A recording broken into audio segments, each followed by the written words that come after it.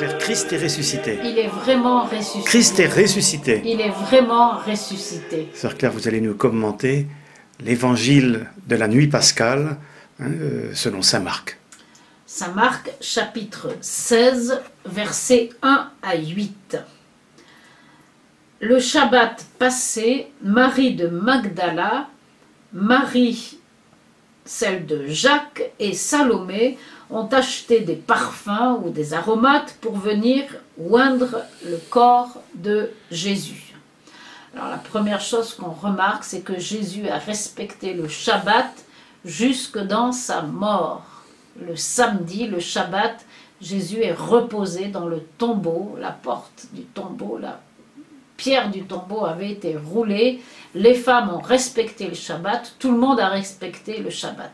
Et là, on se trouve le dimanche matin, premier jour de la semaine. De grand matin, le premier jour de la semaine. Pourquoi? Parce que c'est le jour de la lumière du jour 1, comme il est écrit au livre de la Genèse, chapitre 1, versets 3 à 5. Dieu dit que la lumière soit et la lumière fut. Dieu vit que la lumière était bonne.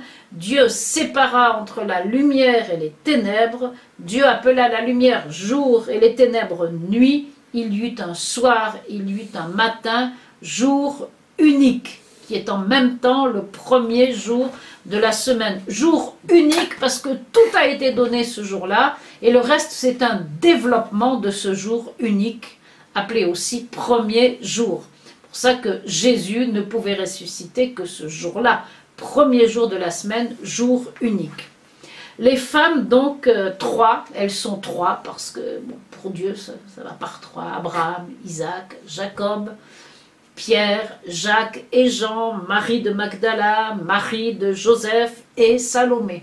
Ces trois femmes représentent toute l'humanité. Marie la Magdaléenne, la nôtre ici à la Sainte-Baume, Marie la pécheresse pardonnée, celle qui a tant aimé. Marie, mère de Jacques. Jacques, c'est Jacob, c'est tout le peuple d'Israël. Et puis Salomé, Shulamite, l'épouse du Cantique des Cantiques, la pacifiée. Toutes les trois au tombeau. Celle qui a été pardonnée, à qui il a été beaucoup pardonné. Celle qui représente tout le peuple d'Israël et celle qui a été pacifiée par le bien-aimé. Toutes les trois au tombeau. Des femmes au tombeau, c'est normal. Le tombeau, c'est la plus belle naissance. Le tombeau de Jésus, le matin de Pâques, c'est la plus belle naissance et renaissance qui n'ait jamais eu lieu dans toute l'histoire de l'humanité. Ce sont des femmes qui sont là, nous dit saint Marc. Elles portent des parfums parce que Jésus accomplit ce qui est dit dans le Cantique des Cantiques, du premier verset au dernier verset, le bien-aimé du cantique, Jésus est tout parfumé. Cantique des Cantiques, chapitre 1, verset 3, l'arôme de tes parfums est exquis. Dernier verset du Cantique des Cantiques, rendez-vous sur les montagnes parfumées. Le parfum de la vie entoure Jésus, et là, au matin de Pâques, il fallait bien sûr qu'il y ait des parfums au tombeau, qui vont se heurter au parfum enivrant de la résurrection, de la vie qu'il a emportée sur la mort. Donc c'est le matin, au soleil levant. Rappelle aussi que Jésus est la lumière dans nos vies. Elles arrivent au tombeau, c'est pas seulement parce que le Shabbat est fini, d'abord il est fini depuis la veille au coucher du soleil, mais c'est l'heure où la lumière de Dieu fait irruption dans nos ténèbres. Verset 3, elles se disaient entre elles, qui va nous rouler la pierre devant la porte du tombeau? Et elles lèvent le regard et elles voient que la pierre a été roulée, or elle était très grande. Il faut se rappeler que le tombeau, c'est la forteresse de la mort. Et que la pierre roulée devant la porte du tombeau, ça pouvait signifier la mort a gagné. Jésus est prisonnier de la forteresse du fort, comme il est dit dans la plus courte parabole de saint Marc, chapitre 3, verset 27, où il est question de la maison du fort. Ça, c'est le tombeau. Et le plus fort qui va entrer dans la maison du fort et piller ses affaires, c'est Jésus qui, entré au tombeau, n'est pas rentré comme un mort, mais comme un vivant, a pillé toutes les affaires de Satan, le fort, et est allé chercher tous ceux qui gisaient dans l'ombre de la mort. C'est la foi de l'Église. C'est pour ça qu'on insiste tellement sur cette pierre roulée devant le tombeau, c'était une forteresse.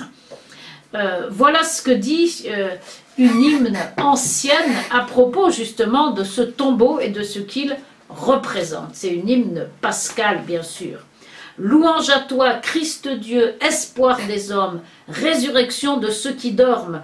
Aujourd'hui les enfers tremblent, car par ta puissance tu as pillé ses trésors. Tu as lié le fort et tu as retiré de ses mains la proie qu'il avait ravie. Ça c'est le samedi saint. Et le dimanche de Pâques, non seulement la forteresse est pillée, mais elle est ouverte, il n'y a même plus de porte. Elle est vaincue, ça n'est plus une forteresse. L'empire de Satan n'est plus une forteresse. Et les femmes qui voient la pierre rouler sont témoins de cette victoire. Alors, il y a 3 regards différents pour ces femmes. Il y a 3 manières de voir, nous dit le texte grec. D'abord, elles lèvent les yeux et là, elles voient que la pierre a été roulée de côté. Elle lève les yeux parce que cette pierre roulée, c'est déjà une révélation de quelque chose qui les dépasse. Deuxièmement, elles contemplent. Quand elles voient la pierre rouler, elles sont en train de contempler une victoire. Et puis, finalement, il est dit qu'elles entrent au tombeau et là, elles voient de leurs yeux un jeune homme assis à droite du tombeau, vêtu d'une robe blanche. C'est un ange qui va leur annoncer la résurrection, vêtu de blanc, couleur à la fois de la miséricorde, du pardon des péchés et de la gloire de Dieu. Et l'ange leur dit, ne soyez pas effrayés, parce que devant tout ça, elles ne savent que penser, et elles sont effrayées et tremblantes, nous dira le texte. Vous cherchez Jésus, le Nazaréen, le crucifié. Cette insistance est importante parce que c'est le même Jésus de Nazareth crucifié qui est ressuscité. Aucune imposture. Il est ressuscité, leur dit l'ange. Il n'est pas ici. Voyez l'endroit où on l'avait mis. Et c'est la contemplation du tombeau vide qui est le témoignage de la résurrection de Jésus. Et dans Saint Jean, on nous dira que les linges étaient déposés là à leur place et il n'y avait plus personne dans les linges. Jésus est miraculeusement sorti vivant du tombeau. Et l'ange continue en disant aux femmes, allez dire aux disciples et à Pierre qu'il vous précède en Galilée, là vous le verrez de vos yeux, c'est le verbe voir de ses yeux, comme il vous l'a dit. Donc les femmes sont apôtres des apôtres, ce sont elles qui sont chargées d'annoncer aux disciples et à Pierre, le premier d'entre eux, la résurrection et d'annoncer surtout que ce que Jésus a dit, c'est accompli, que la parole de Jésus est véridique, comme il vous l'a dit. Rendez-vous en Galilée, parce que la Galilée, c'est le rond-point ouvert sur le monde. Et donc, la résurrection, c'est une bonne nouvelle pour le monde entier. Verset 8, il est dit qu'elles sont sorties, qu'elles se sont enfuies hors du sépulcre, car elles étaient saisies de tremblement, et le grec nous dit qu'elles étaient en extase. Elles n'ont pas la trouille, elles sont en extase, c'est-à-dire qu'elles sortent d'eux-mêmes, elles sont dans un état de stupéfaction devant la grandeur de ce qu'elles ont contemplé. Et donc elles sortent complètement hors d'elles-mêmes, nous dit le texte. Et ensuite, on nous dit qu'elles n'ont rien dit à personne car elles avaient peur.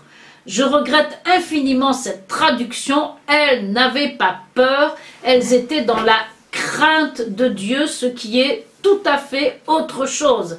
Elles ont craint, c'est-à-dire qu'elles s'étaient approchées avec infiniment de respect devant un mystère qui les dépassait totalement. Et si dans un premier temps elles n'ont rien dit à personne, c'est parce qu'elles étaient dépassées par ce mystère qu'elles ne savaient pas comment en rendre compte. Mais si ce sont des craignants Dieu, elles ont bien raison, c'est pas la peur, c'est pas la trouille, c'est quelque chose de beau et bon, comme il est dit par exemple dans l'Apocalypse, chapitre 19, verset 5, où on dit que les craignants Dieu, qu'est-ce qu'ils font? Ils louent Dieu, ce qui laisse à penser qu'elles ont dû commencer à louer le Seigneur de toute leur force, et ensuite, quand elles ont eu digéré cet événement tout à fait exceptionnel, elles sont allées l'annoncer aux disciples, bien entendu. Apocalypse 19, 5, « Louez notre Dieu, vous tous qui le servez, et vous qui le craignez, les petits et les grands. » Ces femmes, ces 3 femmes au tombeau au matin de la résurrection, qui sont des craignants Dieu, c'est grâce à elles que la bonne nouvelle de la résurrection est parvenue jusqu'à nous. Christ est ressuscité. Il est vraiment ressuscité. Sœur Claire, merci.